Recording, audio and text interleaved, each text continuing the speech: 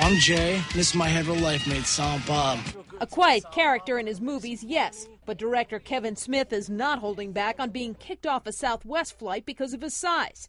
He took to his Twitter page with this picture and messages like this one saying, "I know I'm fat, but was the pilot really justified in throwing me off a flight for which I was already seated?" Southwest admits it erred by asking him to leave a flight after he was seated. First and foremost, to Mr. Smith, it said in a statement, "We would like to again offer our heartfelt apologies. We're very sorry for how his night unfortunately played out."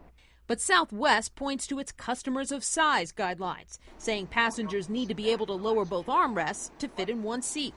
Our employees are responsible for the safety and comfort of all customers on the aircraft, and therefore made the determination that Mr. Smith needed more than one seat to complete his flight comfortably. The airline says Smith had bought 2 seats for his original flight, but when he decided to catch an earlier flight, there was only 1 seat available.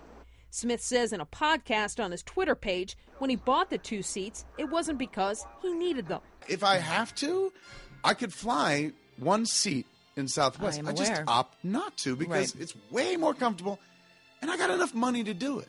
So who decides when someone is too big for 1 seat? Basically, the airlines. The FAA requires passengers to be able to sit with seatbelts and both armrests down, but airlines make the judgment call. I think they need to look at these policies really close and hopefully maybe get an agency to define it so that they are more transparent and somebody above the airlines who really don't want to touch it with a 10-foot pole can make the policy. But one group that does want to talk about it is the Association for Airline Passenger Rights, an advocacy group.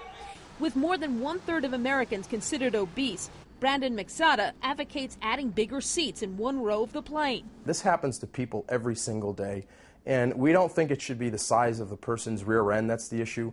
Rather, we think it should be the size of the seat.